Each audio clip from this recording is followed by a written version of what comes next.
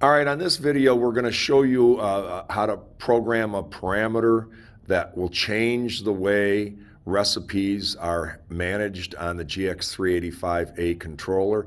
As it comes from the factory, if you have a recipe and you make a change of the kV, microamps, FM, or FS, that now becomes the new recipe. If you want the change to be a temporary one and not reprogram the recipe, you have to change an internal parameter. So the first thing you do is start up the controller. While you're doing that, hold down the SP button to get in the programming mode. You're going to toggle down to R3.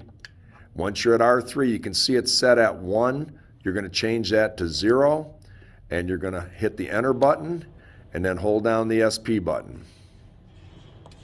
Now you're back into mode. Now we are on recipe 1 now. Let's change let's say you want to run down, change these numbers a little bit, and now you're painting with these numbers.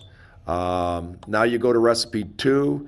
Now when you come back to recipe 1, it goes back to the original settings. In other words, your override was only for that one time. We'll show you again. We've made all these changes.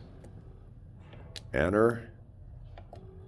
Now you come back and you can see the changes are locked in. So the difference there was we have to hit the Enter key in order to make the change permanent. So let's go back to where we were and we'll hit Enter again. Now we've reprogrammed recipe number 1 back to its original, and we can switch between all the recipes and we come back and it's like that.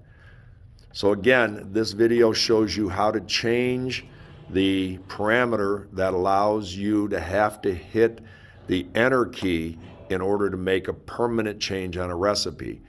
The default is if you change the recipe and you come back to it, it's whatever you had changed it to. That's the default setting. Hopefully this is helpful. Thank you.